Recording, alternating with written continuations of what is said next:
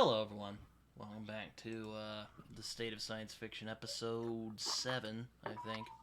Um, I'm here today with Liam from Liam's Lyceum, or Hemvar. Isn't that your, Old English name? No, that one's it's just a made up name actually. I mean, Oh. it's just an online name. I mean, I could Oh, explain no, it. that's It's just Wilhelm. My bad. No, I just yeah, got Wilhelm. confused. That's my old English version of my name. One of the old English versions. There's a couple. But, um, but yeah, no, we're talking about, we're basically talking about all things science fiction today, because, Liam, he covers science fiction and fantasy on his channel. So here we are. How you doing today, Liam? How you feeling?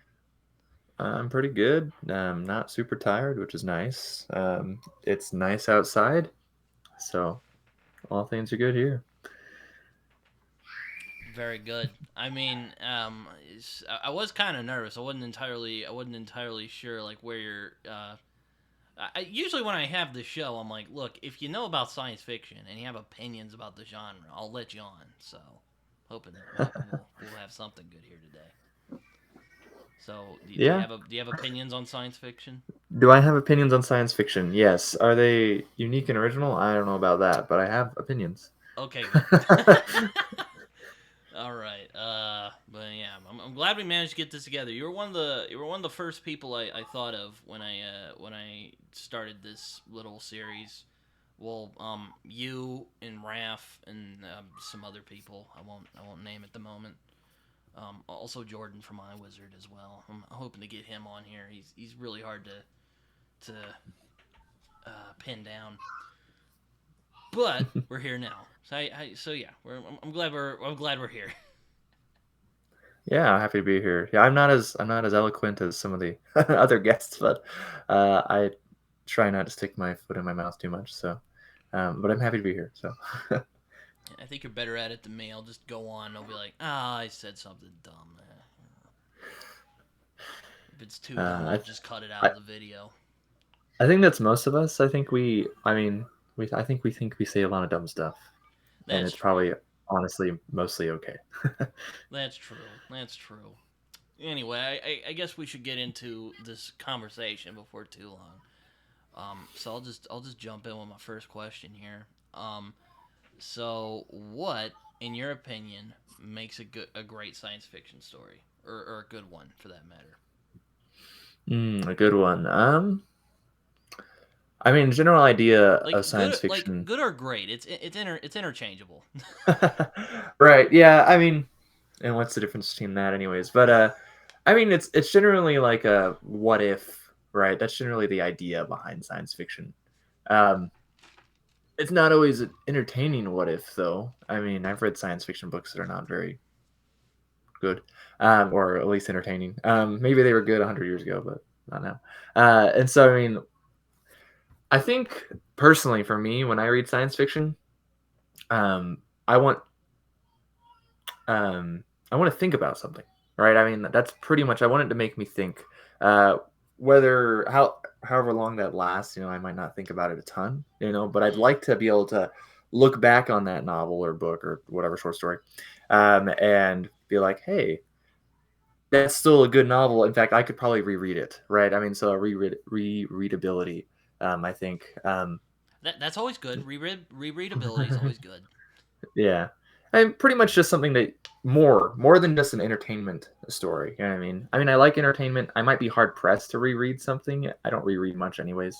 But I think I don't want it to be like, nah, I'm never gonna reread that, right? I mean, like Yeah, if that's like what I look at yeah, when I I'm read a generally book, that's like probably this not very book good. has to be like really good, either that or I just don't think I got it and I want to reread it again to see if I have a better understanding of it. So that's kind of the Yeah. only reasons I consider rereading. Either one, the book was so good I want to experience it again, or also I just haven't probably read it in a while, or Yeah. I read it and I don't feel like I got it. So there you go. Those are my three reasons I will consider rereading something.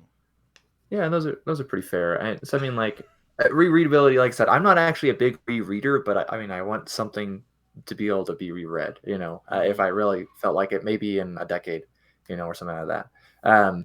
after reading something. And it's funny actually. Smith, Doc Smith or whatever, he mentions that in one of his essays that he wants to be able to a good science fiction is something that you can reread. Yeah, Oh, didn't you? I was about to say, didn't you like do like a video about a science fiction essay the other day? I think I saw yeah, something about that's it the on your one. channel. That's the one. Yeah, I was on a Wednesday, so I actually read it the first time some So you're months ago. branching out. You're not just doing fantasy essays at the, or I'm sure Yeah, you'll still do fantasy essays, but now you're adding right. Yeah, science that was fiction my first essays one. into the mix. My first sci-fi one. Yeah. So, I mean, and I think he's got a point there. He's specific. He's like, if you can only read it once, it's not really interesting to him. But if you can read it twice, that's better, and 3 or 4 times is ideal. So I mean, but I'm not. I mean, I feel like there's a lot of books to read, so I'm not super old either, to say let's say the least. And so I haven't reread a lot. The only thing I've really reread a decent amount is Lord of the Rings, and that's fantasy, obviously. So I mean, That's fair. um, so I mean, but and also just as far as making me think, it doesn't have to be something new. I don't think the idea has to be new for it to make me think, right? It could be like um, a new like lens, pretty much, to look at an idea. Mm. If you want to put it that way, right? Because some ideas are pretty old. For example, a good example would be if you had like classic space opera, largely utopian Mm. type of stories, right? Uh, those are fine normally. I mean, I recently, well, it's been maybe about a year now. I read Triplanetary by that same guy, Doc Smith or whatever, Mm. and wasn't very entertaining, at least for me. It wasn't terrible, but like I don't think I reread it. No offense, Doc. But I think I something think like, he's long dead, if I remember right. yeah, I'm So not sure he cares. He's one of those funny like docs, right? Like he's a scientist or whatever. I'm pretty sure, like, I looked up, he's like a food chemist or something. Like he wasn't like he's a a food rocket chemist. scientist or That's anything like that. wonderful. So anyways, but something like later space opera, something like The Culture, right? That's a utopian space opera as well. You know what I He mean? was in Idaho, so I see why you're so Right. interested in him He now. he's one of the few cool things. Actually, we have a lot of cool things up in Idaho besides potatoes. But I mean, for example, the Idaho National Laboratory is up here. That's where we have most of the United States nuclear power research has taken place in Idaho.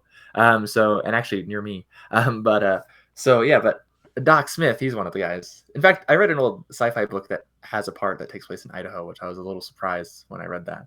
It was Sinister Barrier by Eric Frank Russell, came out in 1939, I think. Um, so, anyways, but yeah, just something I can look at again, right? So, utopian space opera, like from something by like Doc Smith or some other similarly old author, compared to the utopian space opera by Ian M. Banks, right? Mm. Different lens, uh, right? So, I mean, like That's it when was done people, before, but it's different. So, that's when people, mainly when I say people, I mean Raph, but people tell me to read E.M. Banks because apparently his culture books are just peak sci-fi. I don't know about that. I mean, I haven't read them, so I don't know. But I mean, I've only read two. I read the first two, and I really enjoyed them. I enjoyed the first one actually more than the second one, which I think is an unpopular opinion. yeah, I've heard most people say the But very first much one isn't that worthwhile. good. What is it? Consider Plabius or something? Consider Phlebas. Yeah, it's a Phlebas. quote from The Wasteland, I think. Um, but yeah, no, I really enjoy Consider Phlebas. There's a good chunk of the book that takes place on a megastructure, uh, and which I think megastructures are super cool. And so so sci-fi doesn't also, that's another thing. I don't think sci-fi needs it, but I really like it when it has something that is cool and futuristic, right? I mean, like there's not much appeal to Ringworld, for example, by Larry Niven, besides the Ringworld, you know. But I really like Ringworld. I like exploring Yeah, we got that megastructure. I think that's where they So got Halo from, if I recall correctly. right, yeah, I it's could be wrong definitely on the that. inspiration. Definitely the inspiration for Halo. The ring world itself was much bigger than a Halo. Halo would be more like the Banks orbital from Consider Phlebas, actually, in size. But um, yeah, no, Yeah, no, good stuff. one of the things I had Livy on last time, and I think he actually commented on that video.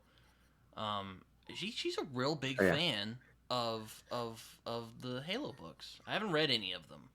But I like the games though a lot. So, or Yeah, I no, did the back when Halo I had an books. Xbox. I gave it to a friend of mine that got stolen. So that he didn't steal it, but some people broke in his house and stole it. Oh wow, that's Yeah, well, unfortunate, you know, but I was a little miffed, but I was like, you know, it's not your fault. It just, you know, this is right, bad luck right there. yeah, that's terrible. Yeah, I when I was growing up when I was younger, I was a huge fan of Halo, so and I would read the novels. I started reading them when I was maybe about 13 or so. It's actually why I'm not a huge fan of Halo Reach, because the What? first It's Halo my novel favorite is one. like here's why you're wrong, Britton. Anyways, no, the I know everyone loves Halo Reach as like a game. I think it's a little silly in some ways. Actually, the multiplayer is very bad from a competitive standpoint. It pretty much killed competitive Halo. But as far as lore goes, this is why. That's the thing I don't like about the multiplayer. The thing I don't like about the campaign is that it goes against the book that was already 10 years old when it came out, Halo: The Fall of Reach, right? Mm. And the book actually came out before Halo Combat Evolved. And so it just you can't rectify the two. It's impossible, right, to say that Halo Reach and Halo: The Fall of Reach can mesh. I mean, you can if you really stretch things, but it doesn't really work. So I was like, you play the story in Halo Reach, is like that's not what happens. Like, so that to me, right, someone who read the book, you know what I mean. So I was like, this is lame, you know. So if the book didn't exist, I think the story would be pretty good, pretty great. I mean, the Halo stories are generally pretty good. But yeah, the books themselves are pretty good. I mean, the one I'm not a big fan of actually is Halo: The Flood, which is the second Halo novel that came out, and it's pretty much just because it follows the first Halo game. Um, so there's extra details in there which are nice, but it's decently dry because you kind of know where the plot's going, anyways. But then stuff like Halo First Strike, the Cole Protocol, Contact Harvest is about Sergeant Johnson. Um, Ghost of Onyx is the first book that ever made me cry. I mean, so like, just they're good stuff, and that's the original series. There's later ones like Karen Traviss wrote a trilogy. The only thing I really didn't like about those is you could tell that Karen Traviss really didn't like the character of Dr. Halsey because she writes her so stinking terribly, and every character in the book hates her. You know what I mean? It's just like she's obviously letting her opinions come through on this one Halo character, which I think is really silly. But she's more known for her Gears of War books, actually. I think Gears of War 3 is based off her novel, one of her Gears of War books. But so there's a lot of Halo books, and I actually had read like all of them up until like June of 2015 or something. And I've fallen behind since then. I've only read a couple, but they're enjoyable. Yeah. So You went on the D&D books after that. I'm guessing.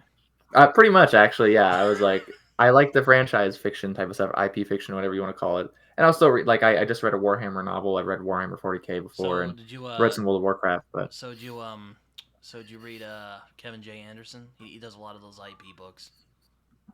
I've never read a Kevin J. Anderson book Oh, somehow. I realize he's written tons, but no, he hasn't written any Forgotten Realms ones, or else I probably would have read them. But okay.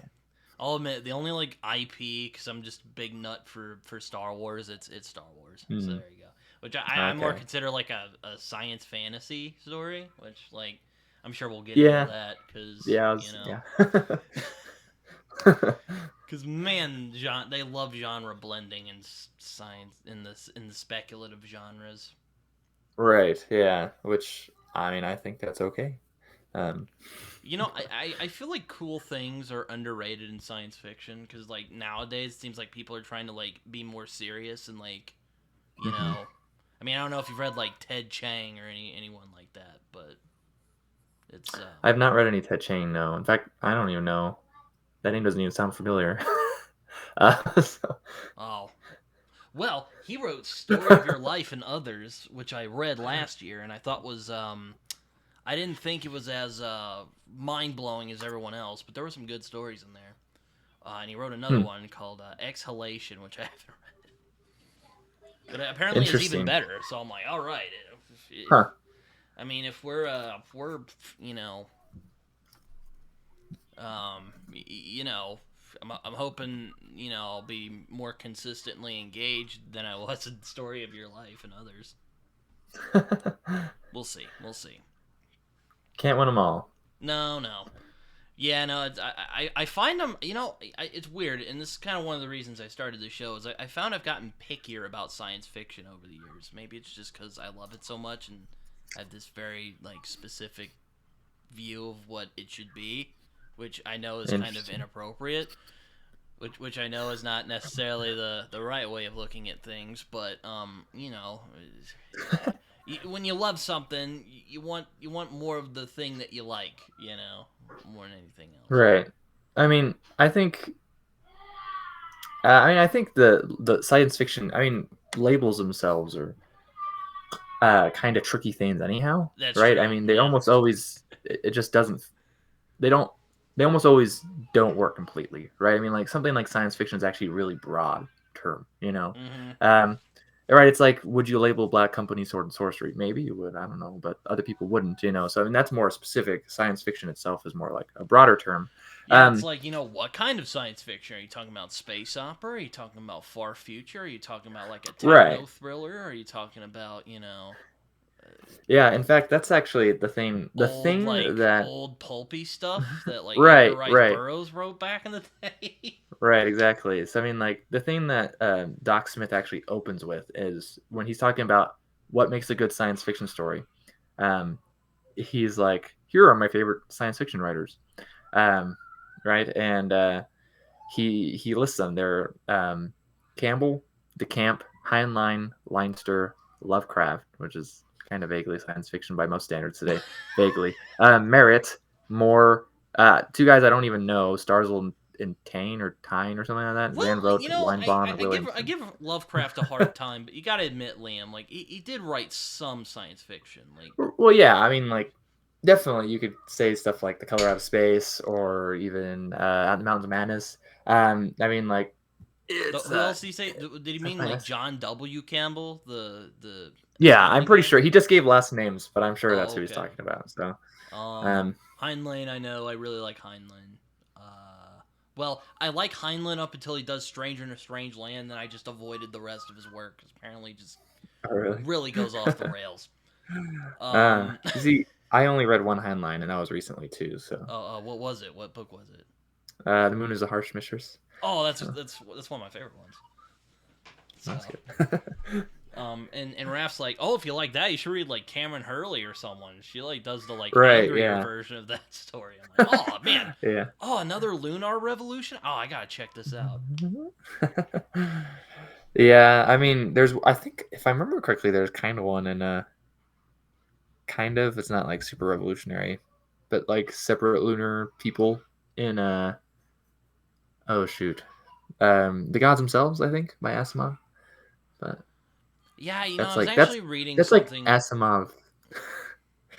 That's like late stage Asimov trying to fit in with the new wave kids, pretty much. So, Oh yeah, I imagine that went well. It's kind of funny. I was talking to it's a friend of okay. mine. I'm like, because I was describing something I was doing, and he's all like, "It's kind of like Asimov if he did New Wave." And he's like, "Oh, you mean like the gods themselves?" I'm like, "Well, I've never read that, so I can't compare." That's funny that we had the same comparison there. Okay, yeah. So it pretty much just has weird alien sex in it, and that's kind of how he makes it new wave. Why? Besides that, it still has the old That's the Asimov thing about style. Golden So Age. Like, why were they so preoccupied with sex? It's kind of like, look, I'm not a prude or anything, but I just think it's kind of funny. I mean, sexual revolution kind of going on, So um, Heinlein especially, like read Stranger in a Strange Land. It's pretty wild. yeah, some of them, oof, yeah, products of their time, you might say. Yeah, yeah, no, I mean, Clark seemed pretty normal for the most part. He was kind of like into Buddhism and started, yeah. Yeah, yeah.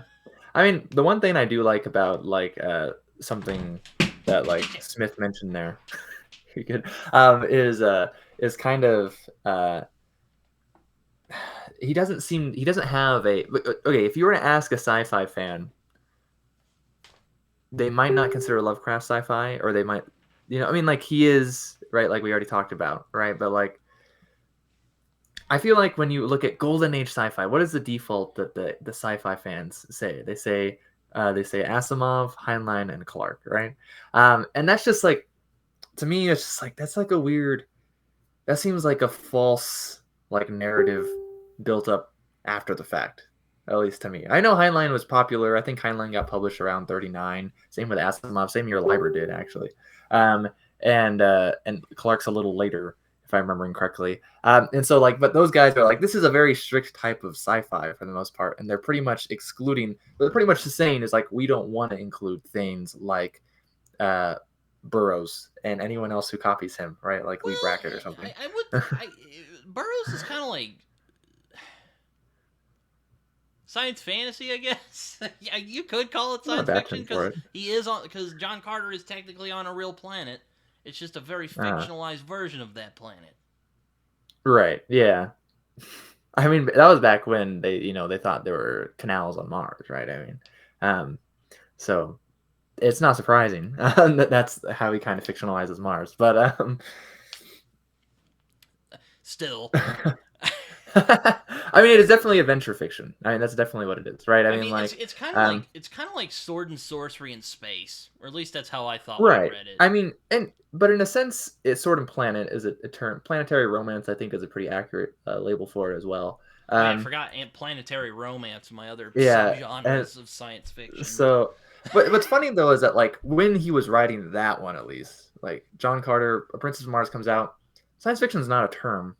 You know what I mean? So it is true to say it actually is a little true to not put sci-fi as a label. It's a bit anachronistic. You know what I mean? It's like when people label Frankenstein as sci-fi, right? Or even the works of Verne and Wells. It's like, oh, it's sci-fi. It was like, well, I feel like in a sense because sci-fi again, we get back to those labels is I feel like sci-fi is anything that's called sci-fi, and that there's like a general sense and consensus that that works, as a label. sure, You know what I mean? I guess maybe I'm being too much of a hardcore nerd here, because like I'm like I'll start going like, oh, you're talking about like Victorian romance, or are you talking about planetary romance? Or are you talking about like techno thrillers? And then like just Right. the average reader's like, what the hell are you talking about? Right. I mean, like, I think because there's the problem, right? When you just like when you say this is sci-fi, this isn't sci-fi. I mean, like anytime, especially when you go before the label itself, then you're gonna find it impossible, pretty much, to find like the definitive first one, right? I mean, like you go with the Roman guy, with his real story or a true history or whatever you want to call it, or you could go with a bunch of other ancients and like medieval stuff or stuff from like the early modern period. For some reason, we settle on Frankenstein, or a lot of people do. I don't. I would not call Frankenstein the first sci-fi book. I know people are just like, yeah, sure, whatever, because that's really what it deserves. It deserves kind of a It yeah, sure, whatever. But technically is, but it's very much in like the gothic though. It's very much yeah, like a well, gothic. that was the thing with labels. Like it fits the Gothic label pretty well, but why is it the first sci-fi story? I mean, E.T.A. Hoffman came out with The Sandman just a few years before that, and it's just as sci-fi as Frankenstein. There's an artificial person in it. I mean, right? Like, and that's older than Frankenstein. So why the heck does that not get the I label? mean, hell, even Right? in It's a ancient horror times, they story. It were doesn't writing deserve the stories label, about the but future. So I mean, it's not. right, or going to the moon, Yeah. or whatever. So I mean, like a lot of those turn out to be satire. They're just critiques of their society at the time. But like Gulliver's Travels, a little bit sci-fi in it. But I mean, seriously, I have a list here of like sci-fi books, but like Voltaire. Anyways, so I just don't understand the labeling of it's Mary Shelley. I was like, she's great. You know what I mean? Actually, I haven't read Frankenstein, but because I'm weirdo. But so I like Gothic novels. I I mean, don't know. how do you not like how do you like gothic novels and you haven't read Mary I Shelley's mean, Frankenstein? I don't have all the time in the world, Britain. I got to read That everything else too. that's fair. That's fair, I guess. I mean, I mean, have you read The Castle of Toronto? That's a pretty important one. So, I haven't read that one. okay, see. The So who's talking? Anyway. admittedly, I'm not as into gothic literature though. I do like some of it anyway. It's No, I'm just messing with you, Britain. You're fine. uh-huh. But I'm just saying, as far as like labels go, right? In a sense, Yeah, sci-fi no, is it's born when Gernsback says, scientific fiction, or whatever. Scientific. I don't even know how to say that. That's such a tongue twister to me. Scientific fiction. He combines it to scientific fiction or whatever. Um, so, and that's sci-fi, pretty much, right? So I guess we should go on to the second question then, which is what do you find so compelling about science fiction? Which you kind of already talked about a little bit. But if you'd like to expand on those thoughts, you can feel free. I mean, it's well, a lot of science fiction is entertaining, right? I mean, like it's just fun, right? Whether you're watching it or reading it or whatever, right? Um, it's just there's entertainment value, and that's compelling enough to me. So I mean, um, but I mean, why I would pick a sci-fi book up, over like a fantasy book, um, is I guess kind of depends on my mood, and so like I guess when I'm feeling like I want to learn something, you know, maybe right like that maybe I'd pick up a sci-fi book over a fantasy book. Not always the case. I mean, there are books that blend fantasy and sci-fi pretty well, right? And so then you might have a hard time labeling it anyhow. But um, yeah, I mean, it's compelling because it's in a sense what could be, Mm. right? Or what might be. It's often not gonna happen almost ever actually, right, it's kind of Yeah, we're probably not plausible gonna but time not. travel anytime It's soon. right, yeah, I mean even something like faster than light travel is like questionable, right, and so I mean like it's just like there's fun stuff to be had though when you think about what if, or what if this had happened, or what if this did happen, um like what maybe the future would be like, what'll happen if we do this or that or whatever. I mean, and I think that's fun, personally. But again, there's always a human element in it. Hmm. I mean, if it was like too out there, no one would read it, unless you just want to hurt yourself, right? Because I mean, like it has to be entertaining to a point, I think. But yeah, I think it's compelling because it's human, and it's different humanity than say like a contemporary novel or a fantasy novel, because it's seeing what could be, right? Um, and whether that's good or bad, that could be.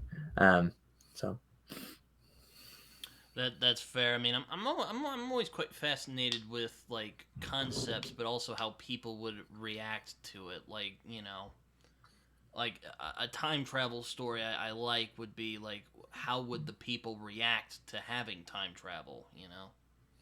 Or how would yeah, people react to going on Mars? Very, which is not at all a specific reference to the Martian Chronicles. Um, which is actually more of a planetary romance when you think about it. But I digress. I digress. Martian Chronicle is very interesting because it's not definitely, well, it doesn't scream like high adventure generally. It does have a bunch of weird stuff. I mean, there's like Usher 2 was very like references a lot of older, speculative fiction and whatnot. But yeah, it's just kind of like, how do I, meditations on society almost is what it seems like to me, especially in a Cold War setting. So, but which is pretty common for that era anyhow. But Bradbury does a good job in Martian Chronicles. A fantastic job actually. So, um, Yeah, one of my yeah, there's some great stories in that collection. That's another one I want to read again at some point. Because just to for one to relive the experience, and two to see if it holds up. So yeah, yeah. I mean, I remember thinking it was pretty poignant. Like in fact, I read some sci-fi in middle school for some English class or whatever, and one of the stories I had to read is in the Martian Chronicles, and I'm blanking on its name right now. But it's the one with the poem. Oh shoot, um, I could look it up, but um, but yeah, I remember. I was like, I remembered the story, but I only read that right when I didn't read the whole Martian Chronicles. yeah, I But mean, when I read the whole Martian Chronicles, I remembered the story, and I was like, wow, that was great, or I whatever. guess I So like weirder, more cerebral sci-fi. Like I like Phil, as you probably know because you've seen a couple of my videos. I've talked a lot about Philip K. Dick. I'm a big fan of Philip K. Dick, PKD yeah, as other people call him, because he had a very unfortunate last name. Um, happens. and Ray Bradbury, and I want to read Ursula K. Le Guin. I just don't know where to start. A lot of people give conflicting answers, like, oh, you should start with The Left Hand of Darkness. Oh, you should start with Earthsea. Oh, Have Yeah. you read any of the Gwyn? I've read Wizard of Earthsea. I didn't actually enjoy it all that much. But I would like to read The Left Hand of Darkness. Yeah, I've read very little Dick as well, actually, but I've enjoyed what I've read by him. So, and it was also the story's called There Will Come Soft Rains. I just Oh looked it up. yes, I read that in school too. That's right. Yeah, that's where the nuclear war happens, right? Yeah, and there's just like a shadow on the wall of like the family when they got Yeah, vaporized, the and like, smart house. Yeah, that's a freaky yeah, story. Oh, I forgot that was in the Martian Chronicles. yeah, it's one of the last ones, and I think in there, but Um, but I really but yeah, I'm kind of interested in the future and where people will go and how we might react to it because right, which I, yeah. I, I suppose is an interest for a lot of people. Now, don't expect me to give any like lectures about transhumanism anytime soon because that Shoot, stuff just man. kind of freaks me out. Now I'm disappointed. No, so, I didn't know you were such a uh, transhumanist, Liam. I like science and futurism. Like, I mean, it's funny because a lot of sci-fi fans back in the day, when fandom was more cohesive back in the day. Now we kind of have like sci-fi fandoms, as Christopher Rocchio would put it. Um, it we were going to space. Everyone was watching the space race. Mm-hmm. They were in tune to it. I don't know like anyone that watches rockets go off anymore. Besides me, I watch them. But like, I mean, like I remember going to the last launch of the space shuttle program. Um, like I was in Titusville, Florida, when it launched from Cape Canaveral, right? So I mean, like, and that's a very like particular memory to me. And I mean, like that stuff is cool, right? I want to see more of that, right? And so I still associate tech in a way with sci-fi, like stuff that's going on. I feel But like when we do things, we kind of we'll kind of realize that things like weren't as great as we thought they'd be, and we're just like, oh, and then we'll just like move on to the next thing. I Maybe I mean, don't know. that's like the whole. Okay, Which that's kind of have sad you to read Have say. you read the Gernsback Continuum by William Gibson? I have not. I want to read Okay, you should Gibson read though. it. I think that's his first published story, actually. So it's not quite cyberpunk. It's a little trippy, actually, but pretty easy to read. You can find it in Mirror Shades, or you can find it in the Big Book of Cyberpunk. It's first story in both of them. Um, Oh, so probably find it I've been online eyeing even. that because I think I remember you and like Christopher Rocchio and someone else was talking about it on somewhere. I forget where, but We maybe it was on your channel actually. Christopher Rocchio and I had a little roundtable on Cyberpunk on Christopher Rocchio's channel. I don't know, like last year or sometime. I think late last year, and it was like on the day that the Big Book of Cyberpunk came out. They did not know that, and so I just mentioned it there. And I've done a couple videos on it. I haven't finished it. There's like 5 parts, at least in the American version. And I've read the first 3, done videos on the first 2 with my buddy Tim. So, but yeah, I like Cyberpunk too, which I think when you look at you haven't read the Gernsback Continuum, but it's pretty much looking at Is that a sci-fi. reference Gernsback, to the guy who the Hugo was named after? yeah, it's Hugo Gernsback, That's what I thought. an editor from back in the day, and has this idea kind of utopian, bright, shiny future, sci-fi type of thing, and pretty much he was insane. It's now the 1980s. Everyone here now writing sci-fi grew up on sci-fi rather than Gernsback not growing up on sci-fi, for example. And it's not what everyone imagined it was going to be like. You know what I mean? We're not all blonde haired, blue eyed, and there's not a shiny silver city in the distance. You know what I mean? Like it's actually pretty crappy. So that's where pretty much cyberpunk comes from. Have you seen those As the next Tesla step in the new wave. trucks? But I've seen the Cybertruck. I've seen some around actually. So Little non sequitur if you'll indulge me a little bit. But I've seen those driving around while like yeah, going to school or something. I'm like, shit, man, we really are in the future now, aren't we? yeah, That's one of those like it hit yeah. me. Like we're It in science fiction now. Yeah, I think it's interesting actually because I think when you hit like something like cyberpunk, I mean, new wave kind of questions that older sci-fi stuff. You have like very few um, writers who really straddle from the old school to like new wave stuff. Like Fritz Leiber, I think, does it pretty well. Alfred Bester Your is generally man, quoted as Fritz doing it. Leiber. Fritz Leiber's the man, and he actually does do it really well. You should read Appointment in Tomorrow, I this want to read more of so his stuff. I've only read but Fafhrd and the Grey Mouser from him. okay, well, do yourself a favor and read his sci-fi, because that's what he actually really got famous for, I would argue, in like the 50s. But because fantasy wasn't popular in the 50s, but sci-fi was. So um, Atomic Age, There were the good old and all. days before Lord of the Rings blew up. Right, exactly. Which helped Fought from the Great Master come back, so I was fine with that. But yeah, no, Liber was some of his best stories, I'd say, are sci-fi. Like Ship of Shadows is a good novella. Or it's funny actually because I know people like to mention like the Hugos having problems lately. I think that part of the problem with the Hugos is that, like I said earlier, there's multiple fandoms. So the Hugos really only represents one fandom of sci-fi, Mm-hmm. not all of them. But stuff like that's been happening in a sense because The Wanderer by Fritz Leiber won the Hugo for best novel back in like 65, maybe 64. I think it's the year before Dune won. And it's one of his weaker novels. In fact, I wouldn't. I mean, I'd recommend it if it sounds like particularly interesting. But like, I'm pretty sure when you read the novel, like the reason it probably won the Hugo is because he just kisses sci-fi fandom's butt, pretty much. Like in the book, right? Like sci-fi fandom is a character in the book, pretty much, right? Like, and so I mean, like, and it's like obviously, like they're like, oh yeah, I'm gonna vote for that one, because Fritz a homie and he put me in a book, right? Fritz is a So like, homie. my main man Fritz. He wrote Fafhrd and the Grey Mouser.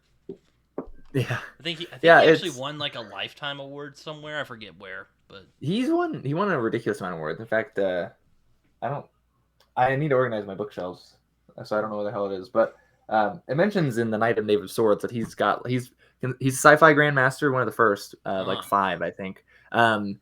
Like I know, I think he's like one of the first ones after Heinlein. He got the sci-fi grandmaster award before Bradbury did, and he was um, fantasy award, I think, for life achievement, and I think he's considered a horror grandmaster. So he's pretty much grandmaster of everything.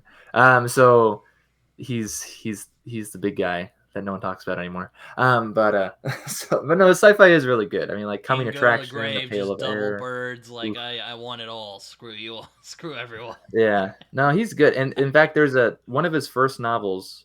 So his first novel he ever published is Conjure Wife, which is a horror novel, really. But the same year, later that year, was Gather Darkness, which is an awesome novel. I love Gather Darkness, and it's like, have you read Foundation? I have read parts of it. I haven't read the whole Okay, thing. I haven't Uh, read the whole thing either. I've read the first 2. I've. Um, I'll it's kind of admit boring, I but wasn't too. I mean, I'm a big iRobot nut. I love that. yeah, I love that original collection. Anyway, I haven't read any of the other stuff he did. But it's one yeah. of those where it's like, man, he really was just like he was just going nuts for those ideas. He really Ideas are liked those interesting. ideas. Character work is subpar to say the least. But Which I at know least that wasn't for really his focus, but that still but kind of disappointed me a little bit because I am yeah. interested in the human condition. That's why I read a Right. lot. Yeah. It's just, but anyways, the reason I mention it is because there's like the Foundation pretty much becomes a religion, right? In Foundation, right? And they're Mm-hmm. like priests, pretty much. I think they wear red. That is exactly what it is, actually, in Gather Darkness. There's these guys that wear red, and they're priests, and they rule the world, right? But it's like a sci-fi type of like futuristic setting. It's Mm-hmm. very dystopian. It's kind of probably from his experiences at seminary. He was actually almost ordained a priest. But and he's like, this is bad, like this religion ruling the world is like a bad thing, kind of separation of church and state, American thing. But he it's super fun, right? Because like the good guys in the book are the bad guys, right, to the empire, right? They're the rebels essentially, and they literally worship Satan. It's hilarious. And there's a scene near the end of the novel where there's straight up a lightsaber duel. Like it's not quite lightsabers because they don't stop, right? Like it's like a lightsaber that goes on forever, type of thing. But they're like sitting there dueling with them. How does And, that? and if you look it How up, does that's that actually even work? one of the influences on lightsabers is from that novel. And it's a super great novel. Like no one reads it or talks about it. I think Gather Darkness itself is also just an awesome title. It's like he's got 2 punctuation marks in there. Like how bold. But anyways, so um, yeah, that that's a fun stuff. But yeah, he straddles that new wave, old school stuff very well. Bester does. Vance is kind of doing his own thing in there, throughout that old school, late old school, new wave stuff. But I think Gleiber, he's a goat. But anyways, Oh, really? Oh, I didn't. I named my son Fritz, so I mean, like, yeah, it's not obvious, I guess. Oh no, it's not obvious at all. Yeah, it's. But yeah, no, I find science fiction fascinating again because I'm quite fascinated in the future, and I'm fascinated how we'll react to the future and these weird concepts, whether it be like parallel travel or time Mhm. travel. Though I'm very picky about time travel stories because you can Yeah, easily get those wrong. My right. I God. mean, it's funny. Liber does a time travel series too, Oh, does he? called What called the hasn't that Change man War. done? Good question. Anyways, I mean, he coined the term sword and sorcery. He gave Lovecraft like one of his first academic essays. I mean, like, man, what has this guy not done? Anyways, well, he hasn't been resurrected, I guess. But as he's still dead. But so, Yeah, anyways, he was like an actor. He wrote horror, fantasy, or was his right. dad an actor, or was he? He was an actor too. His dad was the more famous one. Oh, In okay. fact, he appears in some early Hollywood films. You can see young Fritz Leiber in them. Oh, Um, in fact, he mocks the decadence of Hollywood in some of his Fafner Grey Mouser stories. But he was more of a Shakespearean actor, though. mm. He was I think a master chess player. He's won some chess tournament somewhere in Dude's California. I like think Dunsany. That man's done he's a everything. he's a fencer. I mean, like, the guy is nuts. Like I said, he was almost a priest. Like, he went to seminary until like just pretty much just didn't get ordained. Pretty much. I mean, so like the guy is crazy. He's awesome. Anyways, so but I mean, he touches so the time like change war stuff. So the big time when Hugo, that's one of that. Which is actually the premise of the big time is a Roman centurion, a Nazi, and a tentacled moon alien walk into a bar, and that's literally what happens at the beginning of the novel. Um, and uh, Okay. and it's actually impressive, not just because a lot of people actually don't like it. I hear modern readers when they read it, it doesn't read like modern sci-fi at all. But it's actually his take on like a play. It all happens in one room, all the action, one room, whole story, one room, whole novel. So he's impressive. I think his style is amazing. But he also does like alternate reality stuff, like his short story "Catch That Zeppelin," um, is alternate history. More positive alternate history. It's an alternate history where zeppelins are more in use rather than dying out after Art Deco did, and After the and Hindenburg had his because little yeah, right, because the we don't pretty much the restrictions on gases didn't happen, so they didn't become like a big, hazard that they were in reality. Um, and a guy named Adolf Hitler grows up in Chicago, right? And like so, I mean, like, and so he's Why like does having this Hitler weird always show trippy. up in these alternate history stories? Well, that's important. That doesn't Anyways, make any but sense. right, or like he has another one that deals with Jews too, and it's called Belson Express, and it's about this guy who's like just a big bigot, and then he ends up like having this weird horror story with Belson, which is a death camp. But and so it right because he is the Nazi essentially, right? Like he's so scared of Nazis, but he acts exactly like one, right? So I mean, like there's some good liver stories out there, and then the sci-fi ones like A Pail of Air, like go down and fetch a pail of water, no, go down and fetch a pail of air, type of thing, which is interesting concepts. Like Coming Attraction there's a woman in it with razor nails like Molly Millions, Mm. um, but like 30 years before Molly Millions. Um, and so like he's just got a lot of good stuff. I'm a big Fritz Leiber fan. That was obvious, but I'll keep on talking. So I'll stop now. But Well, I guess we'll get to the third question here. You kind of mentioned one, but what are some of your favorite tropes in science fiction, or just things in science fiction that just make you go, "Man, that's cool. I want to see more." Or if you hear that there is going to be that thing in the book or whatever media you decide to check out, you're like, "I want to. I'm seeing that as soon as possible." um, I'm a big fan of megastructures, like I kind of mentioned. Mm. It's not like if I know there's a megastructure, I'm not gonna read the book just because of that, right? Well, But okay, like that's it does fair. help. It does help. All right, like Ringworld, I enjoyed Ringworld. Um, Something like Consider Phoebus has a mega structure in it. House of Suns is awesome by Alistair Reynolds. and there are several ring worlds in House of Suns. And anyway, they don't really come. They're not that important in the story, so it's probably not a spoiler, really. But and there's something like what's it called? Implied Spaces by Walter John Williams. Starts in a Dyson sphere, which is sick as hell. Anyways, also it starts as a sword and sorcery story in a Dyson sphere, and then it comes out and it's actually a sci-fi story. And I think that's an awesome novel that no one talks about. But I really like megastructures. I think they're cool. For some reason, I just like really big things. I guess it's like So it's so like big. you would enjoy High Rise because High Rise basically takes place Mm. in an apartment building. Is that by Ballard? Yes, Um, J.G. I Bell. have not read that. It's a But fantastic book. I thought about reading it. I will probably read it at some point. Um, You have but to I be in a don't know. particular I kind of really mood. big. I like really big. But yeah. So have you read like I've heard Daniel Green's book. What was it called? That one with the like vampire cyberpunk thing he did. Let me look it up. Oh well. Oh, Neon Ghost. I think is the name Yeah, of the Neon series. Ghost. It's Have you like ever a read? witch's I sin think or that sounded something. like that has a mega structure in Honestly, his writing sounds mediocre, but I'm not sure if I can handle it, so I don't think I'll read it. But which is funny, and actually, because I don't think it can compare. Do you know what other story has cyberpunk vampires?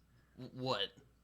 Central Station by Lavi Tidar, Oh, it's which is another one of one the of your best favorite books authors. ever. Another Right? one of And your so I mean, favorite like, authors. if actually that's a good answer too. Another thing I like tropes, vampires. I like vampires. I really love vampires. I know it's mostly a fantasy or horror thing. You're a big Dracula fan then, or have you? I'm hoping you've read Dracula as a Dracula. book is okay. Oh, okay. Um, I I like don't blame you for that take. That's a I like pretty that's a fine take. I'm not as fond of Dracula. There's a lot of I've read like The Vampire by Palladori, which was okay, but Carmilla by Sheridan Le Fanu is better than Dracula in my opinion. I haven't read So that, so I don't know, but I do remember having a similar reaction. I'm like Dracula, it's okay. I mean, I like the style of it. I like the epistolatory form, and the cowboy American. It's fun.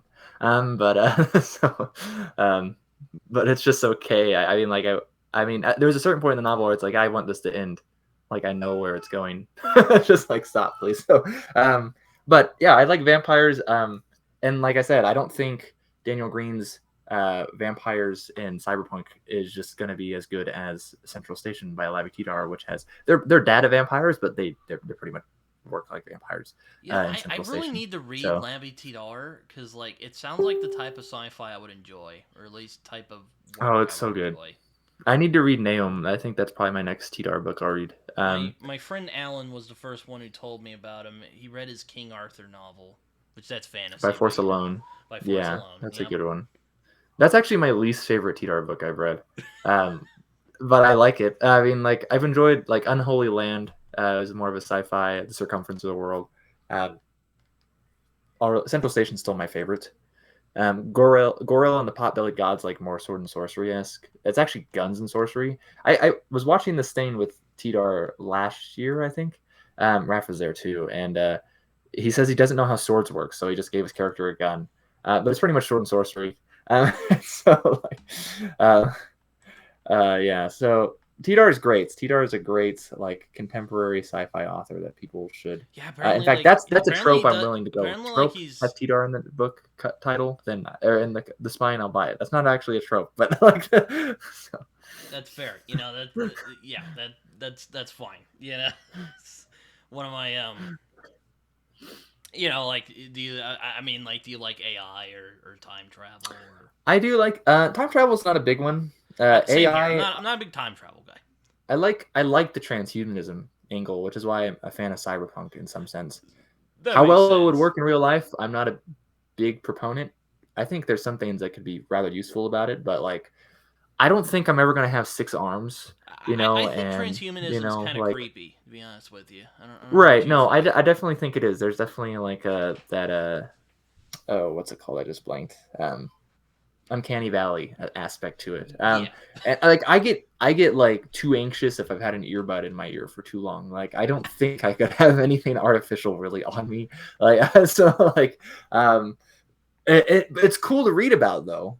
So I Mm-hmm. mean like I mean like whether it's cyberpunk or post cyberpunk. In fact, I have a book hopefully that's coming out soon, and that's more of the like an artificial person is what it follows, right? And that's kind of inspired in large part. It's actually inspired by fantasy works and sci-fi works, like Kusanagi from Ghost in the Shell, or Cassandra Kreznov from, here I have the book right here actually, from the Cassandra Kreznov books by Joel Shepard. Huh. But but also like Alias from the Forgotten Realms novels, Alias of Westgate, or like a little bit of Not from Chaos Queen Quintet by Christopher Husper. So I mean, like, it's just, I like that. Yeah, I like AI, and I like I particularly the humanism stuff. I think is interesting. I'm not sure about brains in a jar, Descartes. That would be But it's so interesting weird to if think that about. actually happened. Oh. Yeah, so I think it's interesting to think about. I'm not sure how well it'd work. And you know what actually is a really good novel for this, that is also not popular. So if anyone watching this, I mean, feel free to read these books so I have someone to talk to them about. But you too, Britain. Is Beyond Rejection, not Beyond Redemption, that grimdark novel, Beyond Rejection, by Justin Leiber, who's the son of Fritz Leiber. Oh my Um, god. and this is his debut novel, actually, back in the 80s. I like that novel a lot, actually. I read that last year. Um, and it's interesting. It's about a person who dies and they get a new body, but that body is the body of a woman with a prehensile tail. And just kind of like coming to terms with that. That's pretty much all the novel's about. So I'll just add that it's to the pretty interesting. list. Though I imagine they will be just absolutely breezy to find from the looks of it. Yeah, I don't remember how hard it was to find my copy. I know there's no digital version of it though, or audio version. So I'm sure Amazon has it, probably for a probably. crap load of money. Hopefully not. So it's a good book though. I really enjoyed it when I read it. So yeah. Have you I mean I'm a big AI guy. Like I love like Uh-huh. 2001: A Space Odyssey Mm. and Do I haven't Androids read that, Dream of yeah. Electric Sheep. Well, I'm talking I more do about really like the movie. I androids. haven't read the book myself Oh, either. I okay. haven't read the book either. Though Whitney from Sauce's Storycraft, or is it Secret Sauce of Storycraft, Secret yeah. Sauce of Storycraft? I'm so sorry, Whitney, if she watches this. Totally whiffed that. But I like Do Androids It's Dream of okay. Electric Sheep. Half the time I talk about you, I say "in okay, dude," rather than some okie dude. Yeah, I know. I hear that. I'm like, I want to correct him, but he's too nice of a guy. I can't bring myself to do it. Happens. No, but yeah, like I just like that stuff. Like what does it mean to be a human? You know, can an Right. AI Yeah. become human, or if an AI becomes something else? Maybe just throw more AI science fiction novels my way, and I'll probably read them. That's fair. No, I'm kidding. Um, But well, kind of. Um, yeah, I like that stuff a lot.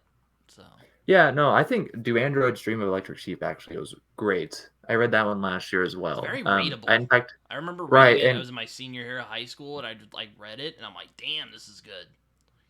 super good. I actually recently read Ubik, but I still like Androids more. Yeah, same here. I read Ubik with my friend Darko. We still need to make a video. We need to still do a conversation about that. But I read it. I'm like, this is pretty good. This is pretty good PKD. It's a good one.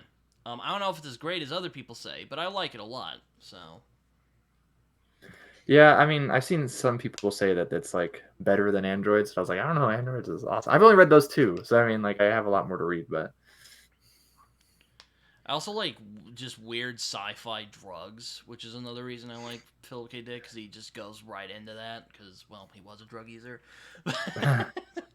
yeah, It's like, yeah, man, goodness. that's it's what weird stuff will we concoct in the future? It's a weird thing. It's a weird thing, but yes. Yeah, no, I mean, I like some sci-fi drugs. In fact, I'm in the middle of Mirror Shades right now, and the book Solstice, or short story Solstice, kind of gets into drugs, which is pretty common actually when you're especially getting probably the new wave, cyberpunk type of sci-fi stories. So, and Dick is definitely new wave. So, but Yeah. Um, y- you know, PKD, he's one, he's one of those weird guys, kind of like Harlan Ellison, who kind of, went through. They both kind of lived through both eras, you know. hmm So, I mean, I think PKD's weirdness exceeds even New Wave. Because New Wave are like those angsty political guys who are like, we want more politically realistic sci-fi, you know. So Yeah, like a political science sci-fi variety in some ways too, but basically trying to um do like science fiction is cool, and they just throw on the shades and like uh punk. yeah, They're yeah, basically like the it's punk rebellious kids of science fiction before cyberpunk showed up anyway. right, yeah. I haven't read as much new wave as I probably should, but it's definitely something I'll get more to. Like I want to read like The Final Program by Michael Moorcock. Yeah, same. I Um want to read some of Michael Moorcock's SF work. I just don't know where to start because that dude wrote so much. He's kind of like Brandon Sanderson a little bit. yeah. Though they're both. I mean, they're both. He's probably They're written almost more. opposite in just like Asimov wrote more temperament. too. Like Brandon Sanderson's like this pretty nice, chill guy who likes who just cranks him out like it's going at us. And like Moorcock's this like angry political guy. The only similarity is they crank out books like it's going out of style. Yeah. Yeah. I That's the mean only reason I compare them for people who will inevitably come in the comments and be like, "Well, they're not similar at all, Britain." You know. I I mean, I they're know. not, but it's like that's fine. Yeah, I mean, I want to read The Final Program, but when I got it, I made sure to get the UK copy because I heard that the original US copy was um, edited down for appropriateness. So Yeah, I'm, yeah, I'm I'm anyways. thinking either going into the weird zone with the Jerry Cornelius series, which is like his hmm Doctor Who.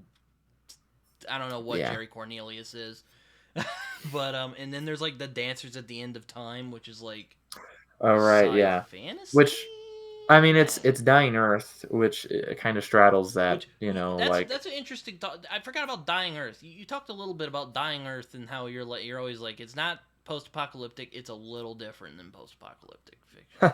yeah. Well, I mean, it kind of irks me when people like they come to one of my videos and they're like, this is what you're talking about. Like, no, that's not what I'm talking about.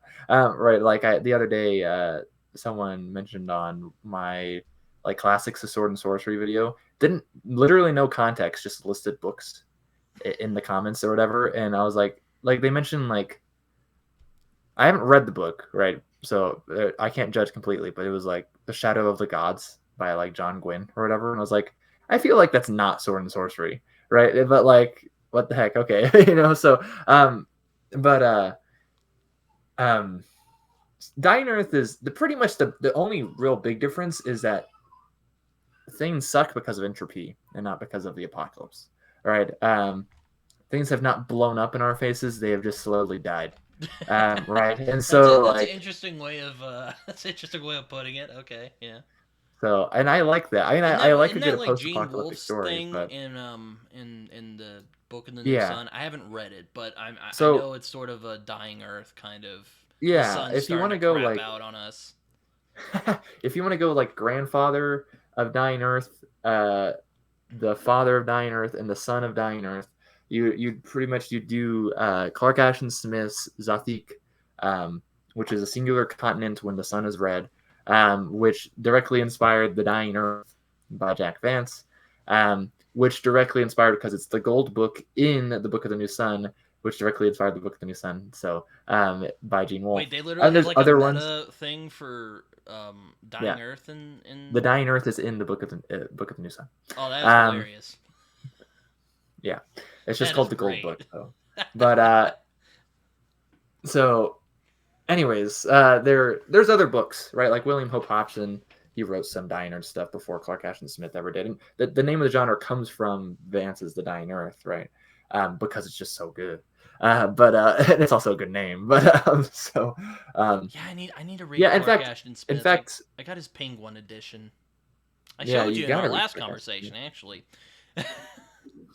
Yes, you're failing me, Britton. No, Uh, no. Just read like a little something there. It's pretty easy just to dig a little into at a time, right? I mean, you read a poem or read a like Empire of the Necromancers or the City of the Singing Flame or whatever. So there's a lot. There's a lot of Clark Ashton Smith to read actually. If you want a poem, but that's like a really long poem, is the Apocalypse of Evil, or the Hashish Eater is also what it's called. It's actually what started the Lovecraft Circle, funnily enough. all right. He wrote it in like 1920, and then Lovecraft read it a couple years later. He's like, "Wow, that was awesome!" And so he messaged Clark Ashton Smith, and a lot of those people that He became actually known wrote a as part of the letter and Lovecraft messaged Circle. him.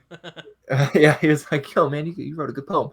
He's like, so actually, a lot of those people that were in the Lovecraft Circle are really Clark Ashton Smith's buddies before they were Lovecraft. So, but Lovecraft's more popular, so we call it the Lovecraft Circle. So Yeah, no, it's I need to read more like Dying Earth, because like I've heard a lot of Jack Vance and Gene Wolfe. I do have the Wizard Knight over here, which I think we're actually gonna read soon, because T finally got yeah, back with me the other day. yeah, I we're was gonna read like, that. Was "Oh, that are we October? doing that? Yeah. Oh, awesome!" Yeah, that should be good. I actually the only Wolf I've read, besides some short stories, that wasn't his Solar Cycle, which I'm almost done with. Actually, I only have Return to the Whirl, which is the last Solar Cycle book in Book of the Short Sun. But uh, the only one I've read besides the Solar Cycle is the Fifth Head of Cerberus, which is really stinking good.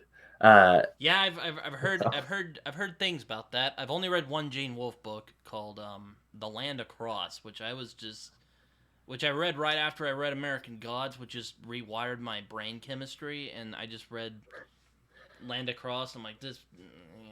I remember there was a muddy hand though, but I'm not against trying him again. I have the Wizard Knight back there. I'm actually looking forward to it. It actually seems like I would enjoy it, but we'll see. yeah, we'll see how it turns out. I haven't, like I said, haven't read it, so I have mine on my shelf over here somewhere. But The yeah, sad they're over part there. is I did So buy the copy because I really liked the cover. It's like, and there oh were some yeah, people who were ribbing me as like, Britton, you could just get art from the dude who did it. And I'm like, no, I'm gonna read this book. I'm gonna read Wolf again. I'm gonna give him a some shake. extra value. I'm gonna give him another Yeah, shake. no, Gene Wolfe is definitely. I mean, I know people bounce off of him. I think he's definitely someone that make. Speaking of sci-fi that makes you think, Gene Wolfe definitely makes you think. Like there's like you can't read his book, right? If you don't think, like it's just not gonna work. Like it's just like if you're just reading it just to be told everything, like it's Brandon Sanderson or something, then it's just impossible because you have to be more attentive than that. I do think there is some surface level entertainment value in something like the Book of the New Sun, right? If you want to read it just as like a weird sword and sorcery novel, you can, but like you'd still have to be thinking about like what's going on because it's a little confusing at times. So yeah, but Gene Wolfe, he's goat. He's amazing. So I can't.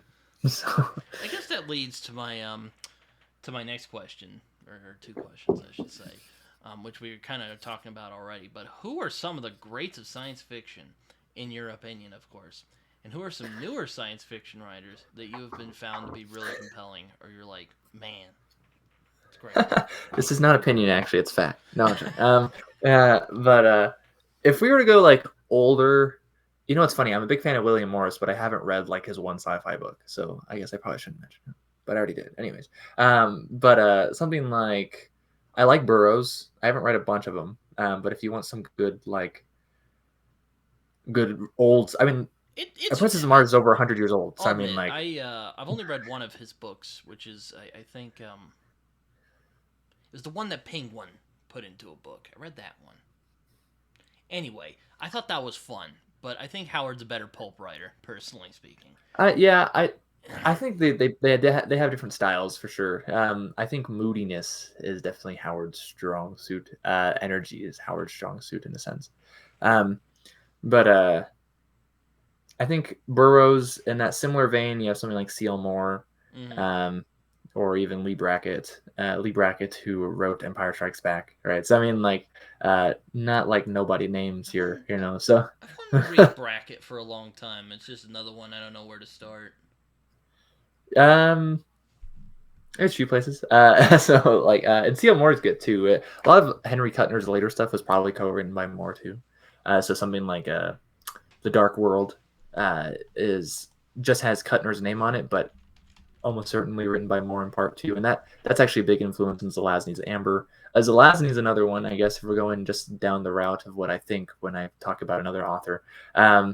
Zelazny's good. I really like his Roadmarks book, Roadmarks, one book, but also of Chronicles of Ambers. I've only read the first I still need to chronicle, read not it. second. Zelazny. But It's one of those I'm really sad I haven't checked out yet. it's really good. Zelazny has insane style. Like he just makes it look so sneaky and easy. Like I read the Guns of Avalon. I was like, that might be the best written book I've ever read.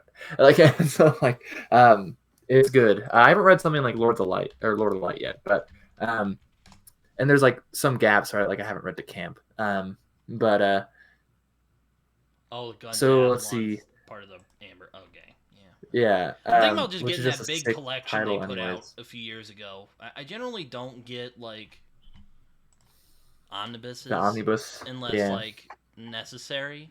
But Amber, I might do it because apparently like they're really short. So they are very short. I really like. Oh look, I have the Dark World here. It's right here. Um, 50s paperback. Notice the size difference, I guess. yeah, Um, I wanted to try huh. CL more because it's interesting thinking of a female pulp writer though. read read Sean Blow if you want a sci-fi story by her. I think that's her debut actually too, her debut short story. Wrote it when she was like 22 or something. Um, Sean Blow is really good. Another one, I've only read one book by this guy, but it's this one, Pavane, Keith Roberts. Really good novel. Um, Bradbury again, Martian Chronicles, good. Fritz Leiber, pretty much anything. Like his Ship of Shadows seems kind of like a precursor to like Book of the Long Sun by Gene Wolfe. Um, there's just too much, so I won't say anything else about Fritz Leiber. Gene Wolfe, like mentioned, Lavi Tidar is one I really like these days. Um, and there's some that are like, like I could recommend him, right? Like William Gibson, he's not the most entertaining ever, right, from what I've read, but he's good. I just finished Mona Lisa Overdrive this last week, and it's probably the best thing I've read by him. Um, and just stuff like, let's see. It's funny actually. Raph likes to mention Ian McDonald, so I read one. I read an Ian McDonald book, Yeah, and I think he's gone to bat with him as hard as you go to bat for Fritz Leiber at this point. yeah. So I read, and I enjoyed the one thing I read by him. I wasn't blown away by it, but I mean, like I enjoyed it. I'll definitely read more. Um, so I really like Christopher Rocchio's Sun Eater books. I know they're booktube darlings these days. I'm also friends with Christopher, so it feels a little inappropriate to say they're a favorite. But I read the books. I read like the first three, I think, before I ever spoke with him. Really, so Yeah, I um, would like to have him on this show, but I'd feel weird if I have him on without reading his books first. So I he might can read the talk really well. So I might read the first Sun Eater and then I'll have him on. And then I'll interrogate him yeah, about why he's so popular. feel free. Or even he wrote his fantasy story recently. That's Sword and Sorcery. So in fact, he wrote it for me. Actually, that's what he told me. So nice guy. But so I like Christopher Rocchio and his stuff. Let's see, something like Snow Crash is pretty worthwhile. I haven't read a bunch of Stevenson, but I like Snow Yeah, Crash. I've heard of Stevenson. Isn't that the one where the main character is literally called hero protagonist? Yes, that is his name. And it starts with the pizza delivery, and he's got like katanas and like a Batmobile, pretty much. Yeah, it's pretty intense. I like that one a lot. Uh, Joel Shepard. I held up one of his books earlier. Let me grab it again. Um, I'm a big fan of Joel Shepard. He's a contemporary writer. So he has this one. He's got three series. Two are sci-fi. So he's got this one, which is Cassandra Kreznov. These are traditionally published. There's 6 books, but they're like he wrote the first 3. Those were like his first books, and then he wrote a fantasy series, and then after he's done writing that fantasy series, he came back and wrote 3 more Cassandra Kretzoff novels. Right, so I've only read the first 3. The next one I have to read is 23 Years on Fire, which I think is a sick title. But they're very much kind of post cyberpunk in a sense, Oh yeah, more okay, I'll add him utopian. on my list then. A lot of political drama. He's like a political scientist, pretty much. But he's Australian, so doesn't bog us down with the Americanness. And and also this series by him, The Spiral Wars. Book 1 is Renegade. This is like maybe my favorite space opera series that's still being written. Maybe more than Sun Eater. I'm not sure. So they're right up there, both of them. This one's 9 books as of right now. I think I think he wanted it to be shorter at some point, but he says it's supposed to be like 14, 13 books or something. The last one just came out was Homecoming. So in fact, in a way, I felt like this is one of his weaker novels in the series. It's the very first one, but it's just like awesome action. Not quite like thriller pacing, but like great action. And this one deals with AI too, actually, if you're interested in AI. So, Oh, well, I'm always particular. interested in AI. So AI is a big theme of that series because it's kind of the trope of Earth is gone, and also the trope in the galaxy with all the aliens that AI did really bad things in the past, so AI must be killed on sight, pretty much. So like So kind of like Dune, pretty because good. in that part of Dune's backstory that Yeah, but it's not science fantasy at all. But yeah, that is something that I think that happened in Dune. It's a similar thing in Sun Eater, actually. So they just don't I like like Dune. I know you don't technology like Dune. in Sun Eater and Dune. Yeah, I mean, and I like Dune. I know you're not the biggest fan. But Dune Messiah is I cool think too. I've only read the first thematically 2. it's really cool, but the rest of it I'm just kind of, eh. No, I mean, it's not. I wasn't amazed by it, but I did enjoy it. There's a lot. I mean, like I mentioned earlier, the Dying Earth, which doesn't really have many what we normally call sci-fi elements in it, but it's very fun. I heard it's It's more like technically far fantasy, future. but eh. It definitely does, but, though there is like one story where he goes to like this city, Ampri Dotfer or whatever, and I swear he gets in like a helicopter at one point. He doesn't call it a helicopter. Or like there's a point where like the wall is invisible. I'm pretty sure it's just glass, right? And it's just like he walks through a door, like a glass door, like at the supermarket or whatever. Like I'm pretty sure like that's what happens in the story. And so I mean like, or like if you notice in like Gene Wolfe, feels very much more fantasy. That one feels a little bit more sci-fi than Vance's Dying Earth does. Though Vance also did write Straight Dying Earth. Like Demon Princes is one of his. But Wolf, you can notice like a highway or like an old rocket ship if you're paying attention. So I think there's a lot. I don't know. Like I could just keep on listening. Like stuff like I mentioned earlier, Implied Spaces, Walter John Williams, really good. I think I've read some Williams' cyberpunk stuff too, but this is still my favorite thing by him. Um, yeah, I mean something like The Birthgrave by Tanith Lee is like technically sci-fi.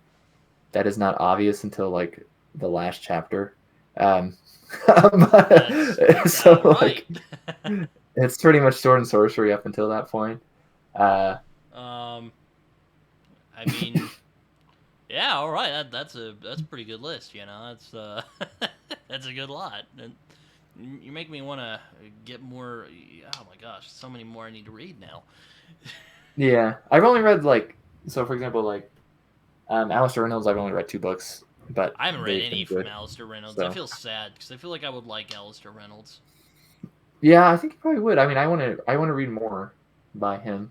So I Like mean, Tchaikovsky, I've heard of a lot. I haven't. oh yeah, I've read one Tchaikovsky book, and what's funny actually about that, I don't feel like this is a hot take, but a lot of people really love Tchaikovsky, and I read Elder Race by him, which I thought was okay. I thought it was a little boring considering it's so short. It shouldn't be boring, but it's interesting because it's like 2 point of view. One is like sci-fi point of view, one is fantasy point of view, but it's Isn't like that the one directly in people say he ripped off Gene Wolfe in that right. Well, story? that's I will say. Well, actually, he mentions that he like dedicates it to Gene Wolfe or something. Oh, okay. So I mean, like, and I think he even So he mentions was Trip Trap. inspired. He was So homaging. yeah, So it wasn't quite a ripoff. Okay, right. He I read the hear you. story. He's like, I want to do a similar thing. Trip Trap is better than Elder Race. I will die on that hill. But it's Gene Wolfe, so like, is it really an insult? No, it's not an insult. If you're not as good as Gene Wolfe, then that's fine. So like, like that's just normal. So yeah, I mean, lots of books. I like lots of books. I can't even see half my books because they're all like triple shelved. Like I have books, and then behind those books I have more books, and then sometimes behind those books I have more books.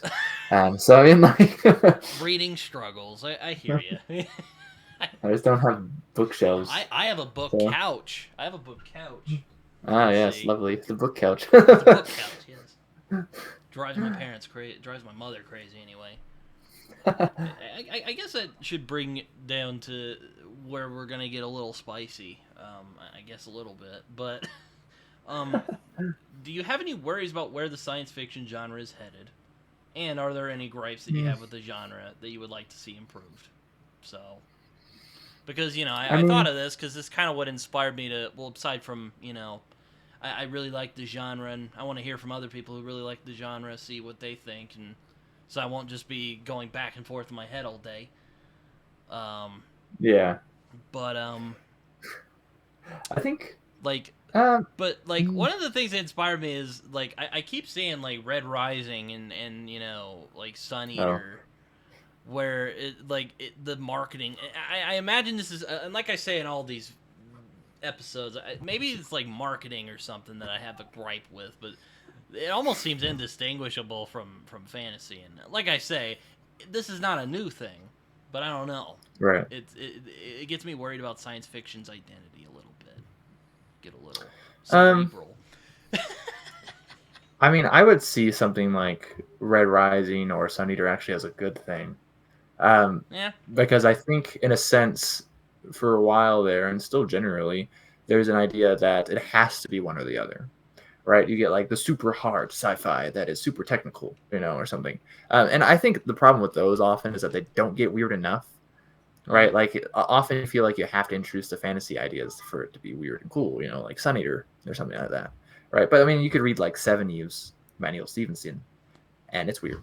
At least in part, not the first two parts. Third part is it's not very good. The third part, but it's weird. And so like, and it's still very strictly sci-fi. But I mean, I don't need to be like a physicist to write sci-fi, right? At the same time, And then so I mean, there's like like I like the blending because I think most of the labeling is for marketing purposes, right? It's like that's I want a true, fantasy yeah. book, so And to be I'm fair, gonna this is go to the probably me fantasy just section. overthinking it or just having gripes with the marketing. I don't know, but that's just kind of Yeah, where well, I'm I mean, I at. can understand having gripes with the marketing personally, but like I mean, I'm at the same sure time, I'm just like if I I don't asked think the books Chris themselves, Verrocchio, like, I'd be like, Mr. Rocchio, your books actually inspire me to do the show.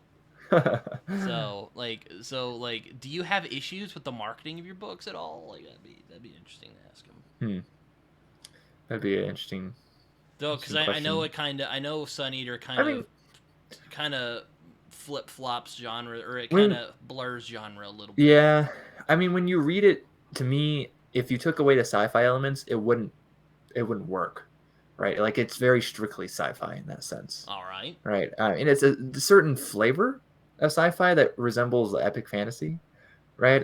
But like it also has like gothic stuff. It has Lovecraftian stuff, and it's got definitely nods to pulp stuff.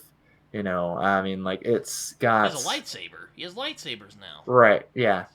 Star Wars is a big one, and Dune. But like, and those are both science fantasy, right? So I mean, like, uh, but he's like I said, there's giant spaceships and aliens, and they go to different planets all the time, right? So like, took that out, that would be I mean, because you see aliens and like ships, I guess, in space and going to different planets, but that could just be Spelljammer, flying through the phlogiston, or whatever of, of a different type of physics that doesn't turn out to be real.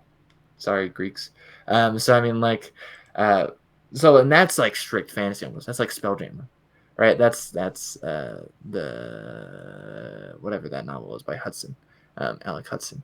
Um, but yeah, that's a little different, I think. That's like science. That's space fantasy. Space fantasy more than science fantasy. Um, but uh, so I mean, like,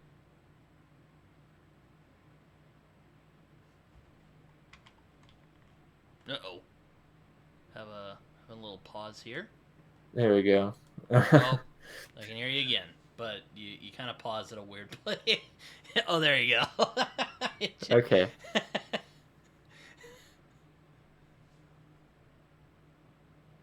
uh, this is fun.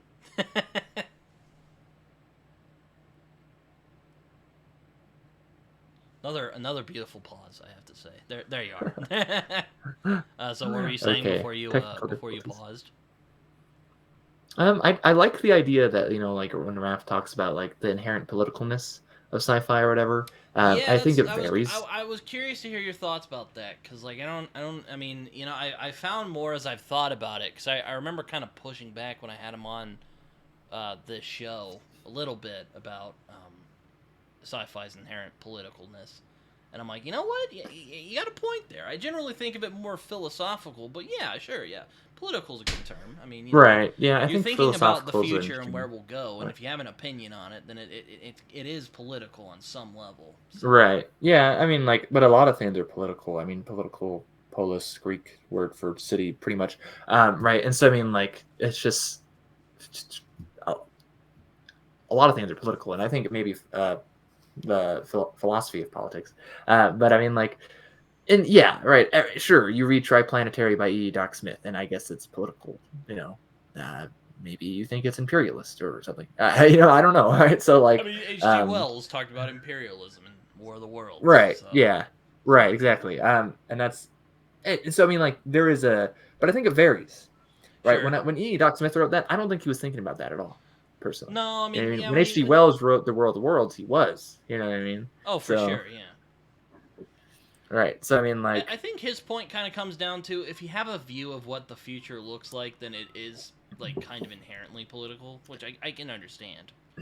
yeah, Now, is he and I right or think, not? No, I don't think it's like a sequitur, like black or white thing, but I do think he's mostly right. yeah, I mean, personally, I like it when an author can write a story and I don't know what their views are. Like, I read a lot of authors and I'm like, yeah, you're obviously, like, I don't know, more conservative, or you're obviously insanely progressive or something. You know what I mean? Like, Mm-hmm. and it doesn't mean the story's bad. You know what I mean? But it kills a little of the fun, I think. I mean, and that being said, I don't think conservative writers, for example, should just write conservative fiction, or if they're writing something that is in a more, let's say, progressive future, that they don't make it whatever is more progressive seem terrible, or make it the villain, right? Like that. I don't think it should be like that blunt and straightforward. But I can understand. I mean, like, someone who does a good job of this is Ian Banks. Um, Raph would say is a like Marxist or communist like type of utopia. You know what I mean? Oh Um, yeah, yeah. It's right. You know what I mean? post-scarcity, Like, but I if I know remember like right. anarchists. I know anarchists that like that series. Or people who are way more libertarian. Right? And so it's just like, and Raph would probably say they're wrong. And I don't know. Like, personally, I'm not gonna sit here and take a stance. But like, I think there's value in thinking. You know what I mean? Sure, Um, yeah. and and it's hard sometimes, I think, to read a story and then to sit there afterwards and then just label it. Personally, you know what I mean? Like, um, when I write a story, for example, I mean, I sometimes have things in mind, but it's normally not political things in mind. I don't study politics, right? It makes sense for me not to be thinking about that, you know. But I'll try to get to a sense of truth, whatever Mm-hmm. that is. But it might be like on art, like, which I guess you could also say is inherently political. But, like, again, I'm not thinking from a certain school of thought. And so, like, where it goes, what you get from it, I think should be different, right? I mean, like, um, I do think some things are silly, right? Like the whole, it's very common in like cyberpunk stories for it just Oh, to be that's what corporations, Cyberpunk was made for, my friend. right? Yeah, well, right, and I get that, and I'm fine with it because No, I that's I'm what I not saying you're expect, wrong. I just think but that's kind of funny. like, It's just like, yeah, that's well, what they were doing. Like, come on. right. Well, it's just funny to me because I'm like, cyberpunk obviously for the most part comes from a very strict political spectrum. The people who write it, they're like very much dogging on capitalism. That's pretty much what cyberpunk is, right? Yeah, like Um, real in your face, right, kind of.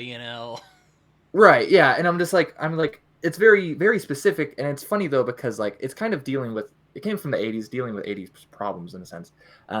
But it's like, you're in someone's, it's like it feels like it's missing the point, right? Like you're not really dogging on capitalism, you're dogging on corporatism. You know what I mean? Which you could say is late stage capitalism, whatever. You know, but like, why would the government not exist?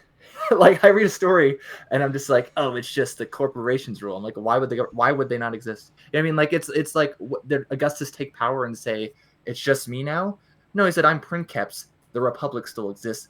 Is he lying? He's pretty much lying, right? You know what I mean? That's really not true in a sense. You know what I mean? But like, why would you get rid of the government? The Yeah, government that's another enables the reason I'm often corporations. kind of You don't have corporations on sans cyberpunk government. because like I don't think So that's really how that works. You know, if you really take yeah, capitalism into perspective, you know, it's not like right. companies are gonna like start putting out soldiers. I mean, it could happen. I'm not Yeah, saying I'm not saying it won't right. happen. It definitely could. I mean, I could definitely see like Elon Musk, pulling some I got a private army shenanigans, but like I don't know if Yeah, that's gonna I don't know if that's gonna it's just happen though in the funny. It future. seems like to me a lot of it seems blinded by certain. Like I read Venus Underground by Jeff Vandermeer, right? Oh yeah. And his is like centuries in the future, and it's post a centralized government, right? And it's made to be known, obviously, that that's a bad thing.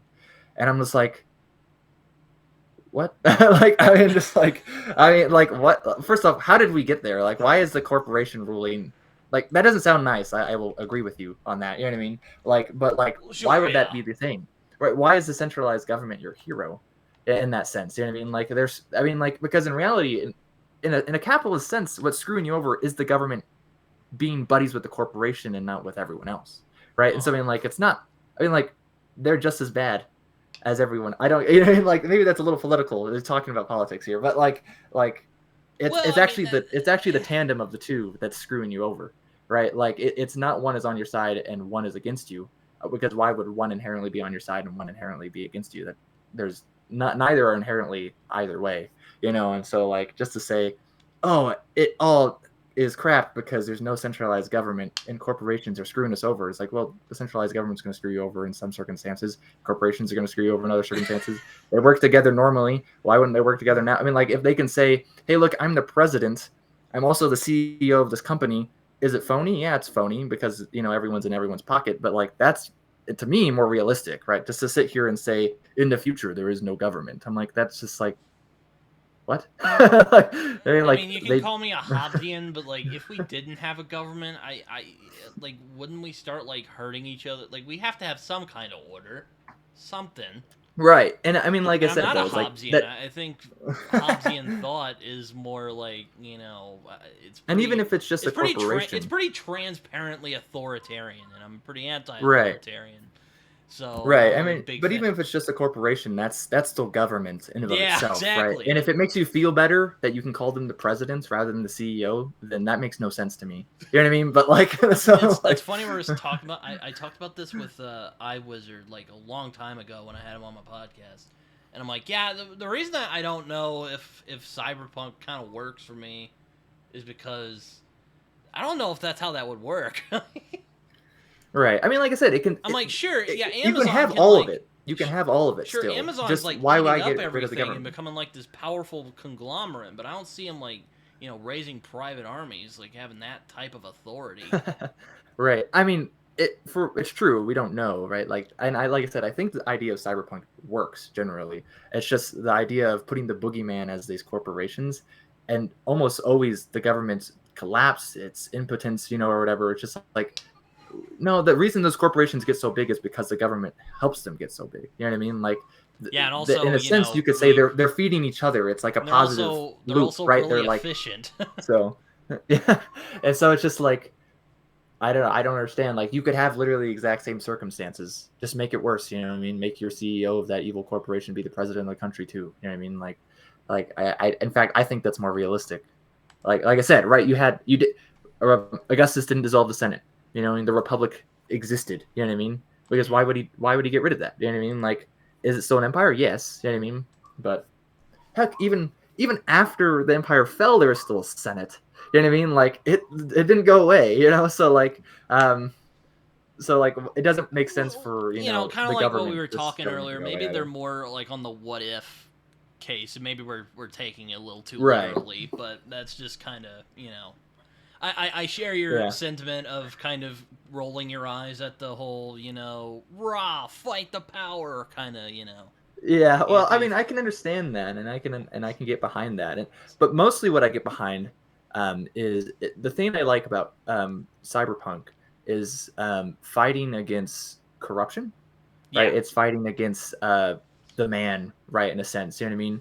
But I don't think that man has to be the capitalist in a suit over there. You know what I mean? Aw. It can literally be anything. You know what I mean? Like and acting like governments don't oppress people is a fairy tale. You know what I mean? Like look at North Korea or really any other communist country. Though if I And remember, right, like there are some cyberpunk novels. Correct me if I'm wrong, but it's like where the government and the corporations collaborate, or something like that. maybe there are, and I don't know what they I have no are. But idea. like, see, like I said, that makes more sense to me. So like, but again, like I said, I think the idea should be not necessarily kill all pigs. If I were to get more cyberpunk shit, but like if the pigs are acting like pigs, whatever, right? Or something like that, right? Like it's like I don't think it should be inherently anti-cop, for example. But if the cops in your story are all jackwagons, sure, I can get behind it. I mean, I think it's against a certain mindset, authoritarian. It's pretty much against authoritarianism, right? Essentially, right? So whatever form that takes, Yeah, I don't really like care that much. bad That's what, like I said, like, cyberpunk is usually like when it's just authority in general, and we like there's not really uh-huh. a lot of meaning, and you're just kind of like, what? This just feels. Yeah, I mean, like, but see, even like the first original story, Cyberpunk. I'm forgetting who wrote it right now. Bethka, Bruce Bethka. The authorities' parents, right? And so in like, and that worked perfectly fine, And so I mean, like I It, said, I'm not sitting here saying that like, I'm just saying certain authors, like you're making it very obvious what you believe when you can't think of anything besides, ooh, corporation bad.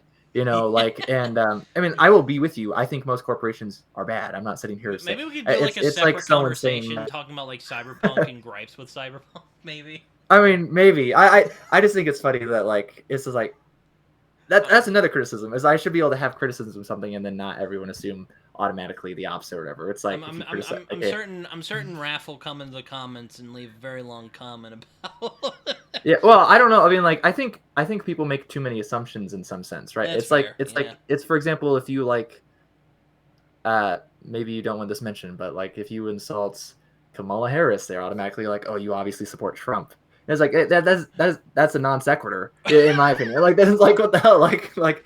You can't criticize people like they're my idol. I can't criticize them, and so if I'm criticizing one, then I obviously love the other one. And like people do that all the time, right? They make those assumptions, especially Yeah, sure. online, I mean, right? So I guess kind of going back to the question, like, are there gripes you have with the genre? I guess we're kind of talking about that, but um, uh, I'm curious what you think of this. You are a man of faith, if I remember right. yeah, yeah. Um, I.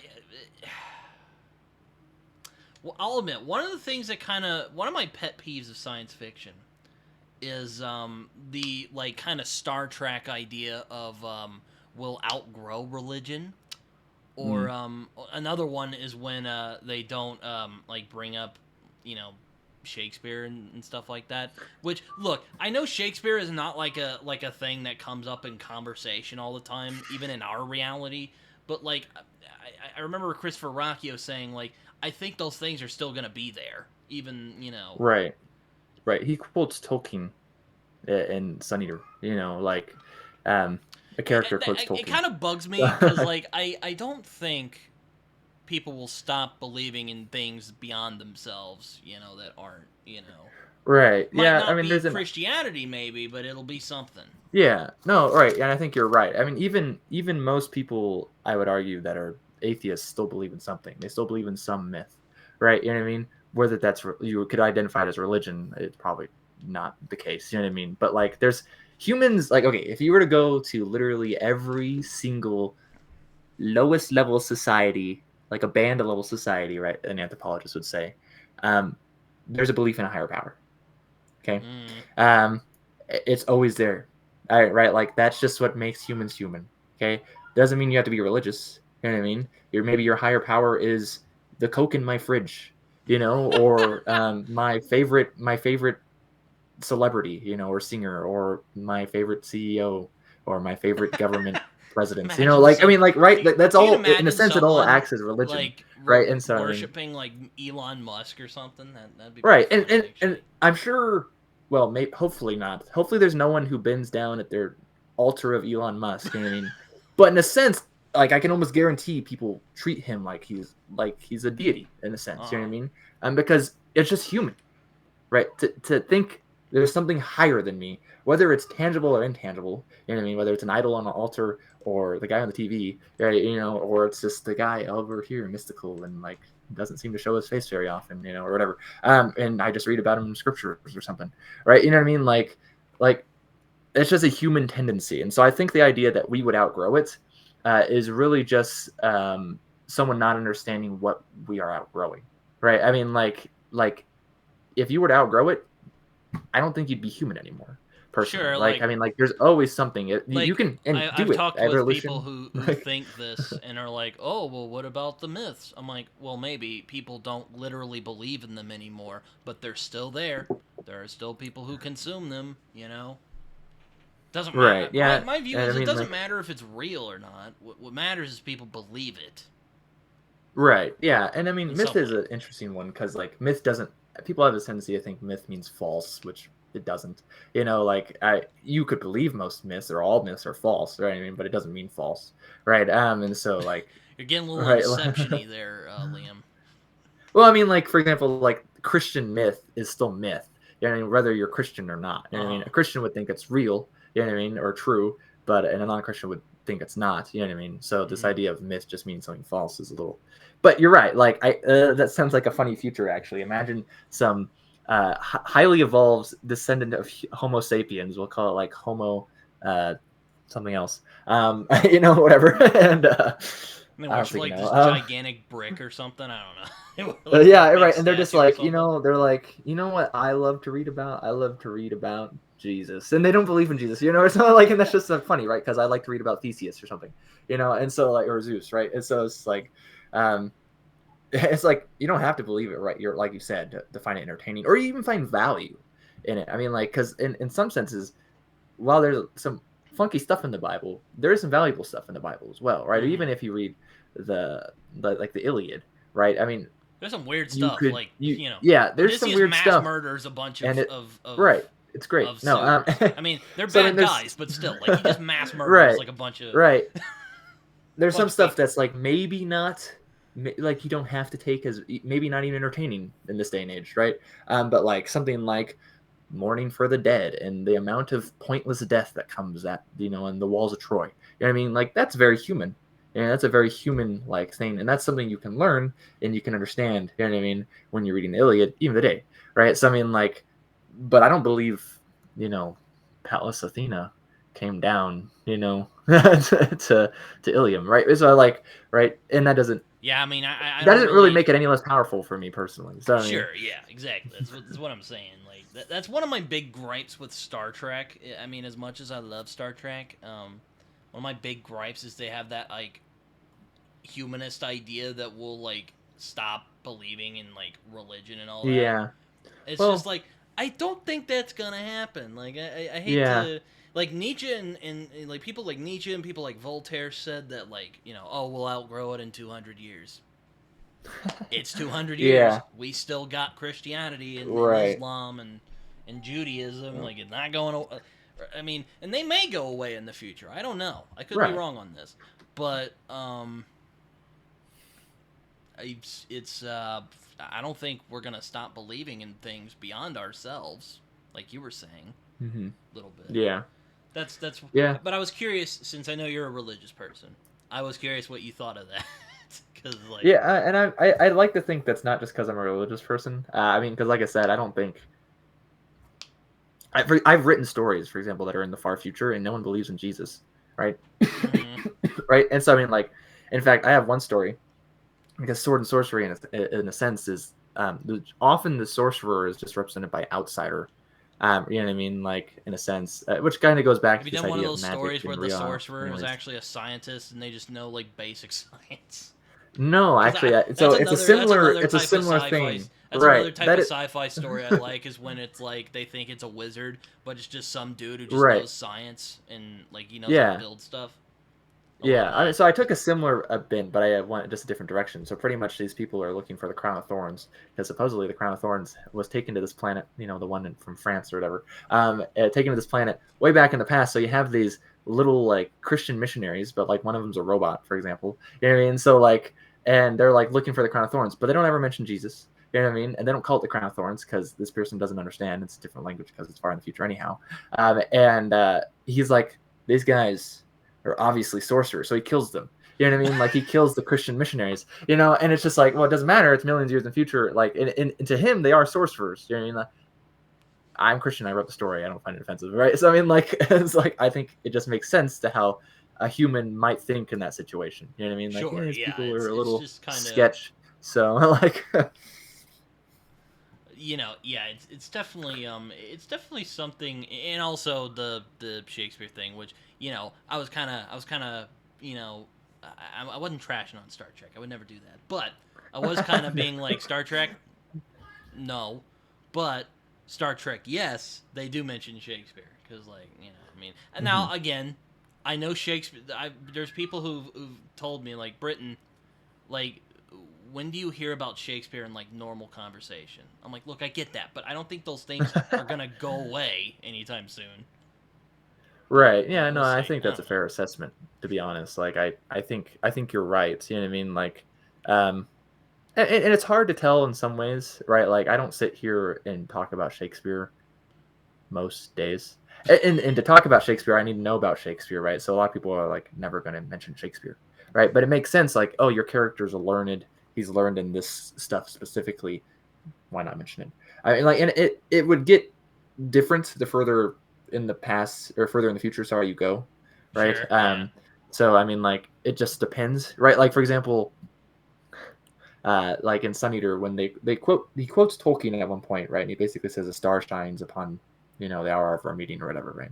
Um, which is from the Fellowship of the Ring, and it doesn't say, oh, he quoted Tolkien, right? Like to them, that's just a way you greet people, or something like that, and that from that one specific culture, right? And it's like, why? Well, probably because like 5,000 years ago, some nerd, decided I am the ruler of this planet, and that is how we should greet people to preserve my earthly heritage or something, because Earth is destroyed in that point, right? And so like it makes sense, like that would survive, but also that he's not sitting there thinking, oh yeah, this guy quoted Tolkien. It's like, no, Tolkien's never been mentioned, in the book. So Sure. like, I guess that's what I've heard in Book of the New Sun. They do something similar. Like they'll bring up like we might know what those myths are, but like they don't, because mm-hmm. far future. Right, yeah. There's like a Jungle Book thing. There's like a Theseus thing going on in the Book of the New Sun, and so like, uh, yeah. So Well, question I have here, because it'll be the last question for today. Because the last question I had here, you already kind of answered in the author's bit earlier. But are there science fiction novels you would like to read in the future? hopefully I can stay focused for this one, Britton. Hopefully I haven't detracted from by not staying focused or going on rambles. But science fiction books I'd like to read in the future. That's a good question. I just started one I'd like to read. So I started it, I guess, but I haven't finished it. God and Change by Matthew Hughes. It's a Dying Earth book. I don't think I've Um, even heard of that. It's a very yeah, quaint cover, though. Isn't that a lighthouse? it's a lighthouse in a desert. Oh, So yeah, Dying Earth. Anyways, if it was apocalyptic, the lighthouse would be exploded or something. Anyways, no, or it'd be underwater. No, anyways, uh, and let's see. Like I would like to read more of Stephen R. Donaldson's sci-fi. I've read the first one in his The Gap series. yeah. I had some Um, friends who read that. They really liked it. So yeah, I'd like to read more Cassandra Krasnov novels by Joel Shepard. I've I'd been like to hesitant read to read like Donaldson. I've heard his what is that Thomas Covenant series? It just kind of sounds like yeah, Edge Lordy Lord of the Rings ripoff. But yeah, kind of. but So anyway, this is a a science little bit. fiction chat, not a fantasy chat. Yeah, get that stuff out of here. And more Cassandra Kresnov by Joel Shepard, more Alistair Reynolds, more Ian McDonald. I'd like to read River of Gods. I'm not sure what else besides by McDonald. River of Gods is cyberpunk. That's why I want to read it. But I want to finish the big book of cyberpunk. Mentioning that too. Let's see. What books do I have? I have one book. I don't remember what it's called, so I think I can reach it. It's right here. Where Time Winds Blow by Robert Holdstock. I'd like to read that. I haven't read any Simak. I have a few books by Simak. Clifford Simak, whatever his name is. And that the guy who wrote Mythago Wood from that book he held up? Yeah, Mythico Wood, yeah. I've read that, but I haven't read this. So, I've read Mythico Wood, yeah. Let's see, what else? More Zelazny, more everything. No, more Wolf, of course, whatever is sci-fi of his. More Fritz Leiber, more sci-fi I have to read. There's and some authors like what was it, Cameron something Cameron that Hurley, yeah. Hurley, yeah, I'd like to read her. Raph is getting after me to read her. Oh yeah. Yeah, I mean just a lot of stuff. I probably should read more Heinlein, more Clark, maybe more Asimov.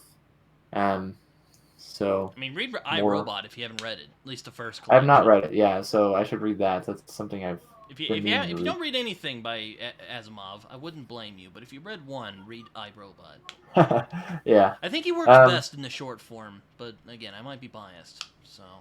Might be biased. No, no, short form is often better for many authors. So people seem to forget that these days because it doesn't sell. Talking about marketing, anyways. Let's see. I'd like to read.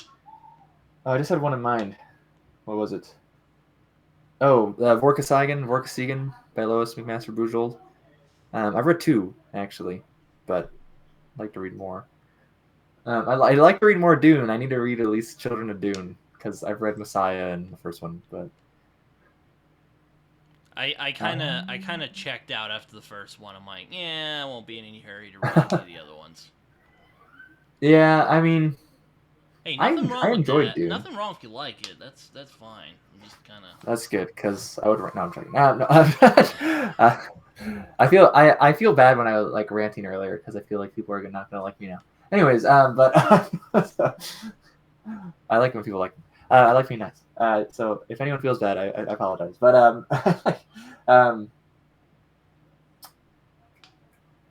just I don't know. There's more. I mean, there's a lot more I could mention. Probably if I mentioned stuff that was more like science fantasy type of stuff. But I mean, like I have this book here that I got years ago and then kind of forgot about. Peter F. Hamilton's Salvation. Oh, Haven't yeah, read another that. one. I don't want to know. read Blind Sight from him. I've heard that's really good. Oh yeah. Okay. Though I think Raph doesn't like that book, or it's something from one of his books. He doesn't like the uber capitalist stuff because you know. Uber capitalism. You know how he is. I'm not surprised. Anyways, he's not a fan of capitalism. I had never noticed actually. No. Really? Yeah. No. I'd like to read. Oh shoot. Well, I need to finish the last Gene Wolfe Solar Cycle book. And shoot, I just saw another one. I was looking at my shelves, and I forgot it already. I probably need to read some like David Weber at some point. Yeah, I've read his fantasy. Mine are kind of the usual. You know, I want to read like Moorcock and more Moorcock. Right. That don't laugh. Le Guin, more Clark and Heinlein. No, I've read a good chunk of Heinlein. I need to more Mieville for me. What's funny actually is that you were kind of right. I want to read the rest of his series. I really dug Light from M. John Harrison. Oh, I'm reading Light right now. Oh, how are you enjoying it? It's interesting. I thought he did a really good job of shocking you on like page 2, you know. But like, and the chapters go really smoothly. I feel like it's a little odd. I'm not sure what's going on, But I really it's like it's fine. very PKD-ish, and I'm big, you know me, I'm a big PKD nut, so I'm like, hey, if Oh anything's like yeah, PKD, I'm down for it. yeah. I need to read more PKD. Speaking of, and I need to read stuff like I need to read Lord of the World by like Robert Benson or something. I don't remember his name. And I need to read like some Barrington Bailey, and I need to read more. I need to read like Nova or something like it from Delaney. I need to read more Mieville because I read NBC Town, and I didn't Oh, really enjoy it all that much. Kind of I like you you. know I'm Mieville nut, and I didn't really take to it either. That's one of those books I want to reread to see if because I was kind of going through a slump when I read that, and I just kind of got through it. Mm. But we'll see, Yeah, we'll I see, mean, we'll see. I feel like part of the reason for me is I'm big into language.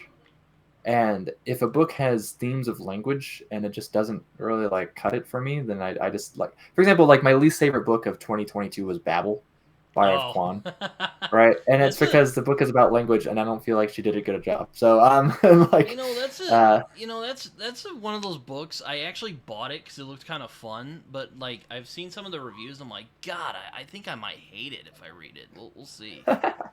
I mean, I'm not a it was language. okay at parts, but I'm not a language nut like you, but I really don't like um,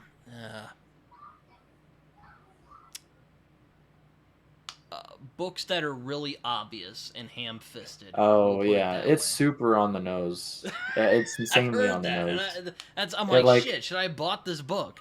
You know? Yeah, it has like no plot, and then it gets a plot, and it's like super on the nose. It doesn't make any sense, Like it's just like I get the point, like I get the colonialism point and racism point. That's really all it is.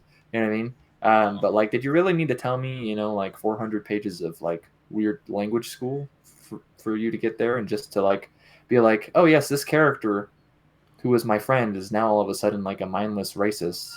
It's like what? Anyway, I mean, like, I'm not saying that couldn't happen, but it seems kind of far fetched.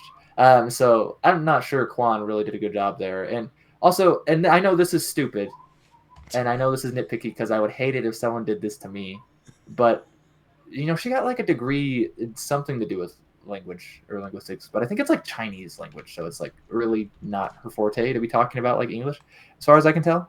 Um, she like got it. She got an etymology wrong in the book.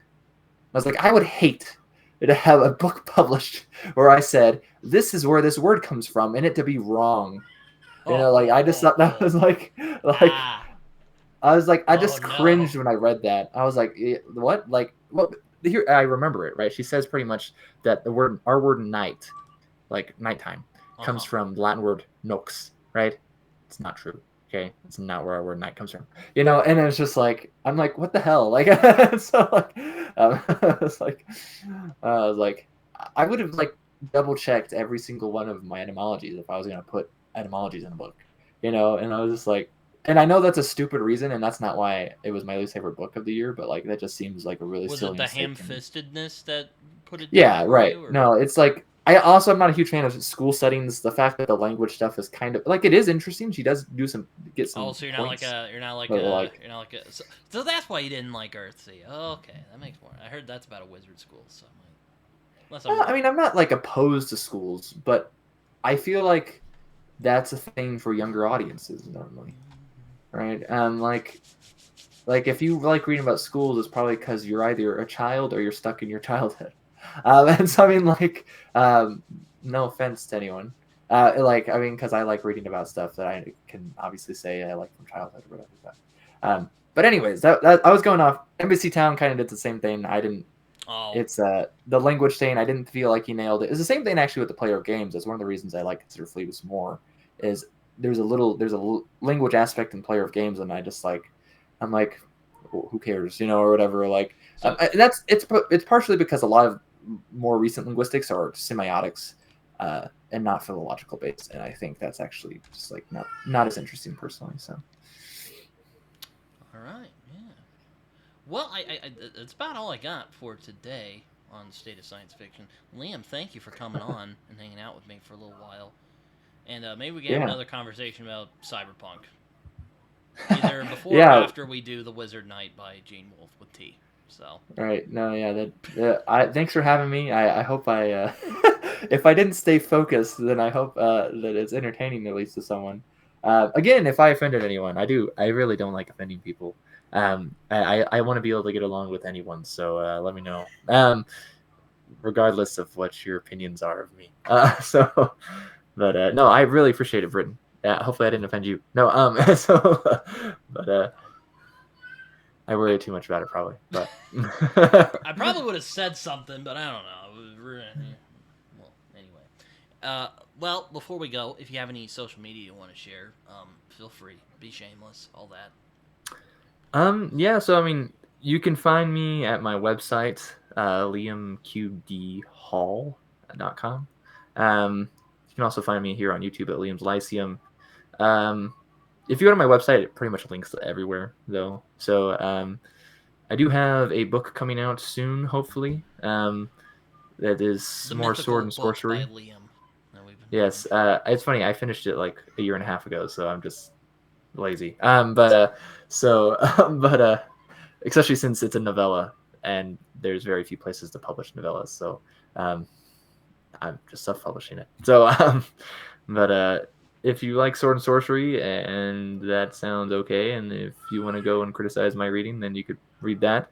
I'm actually probably gonna do a cover reveal for that soon, and I don't even know when this video is going up, so the cover reveal might be done It will be before. going up next Wednesday or this upcoming Wednesday. Okay, it might come out the same day even. I'm not sure when I'll do the cover reveal, but it might be this Wednesday. Yes. Anyways, that's pretty much it. You can, I mean, I do a blog for Forgotten Realm stuff, which is not sci-fi related, but my camera's out of focus and it doesn't want to fix itself. But that's okay. So yeah, just on Discord, I'm Hemvar. That Britain mentioned at the beginning of this. So Yeah. yeah. All right. Until next time, this has been the State of Science Fiction. Until episode 8.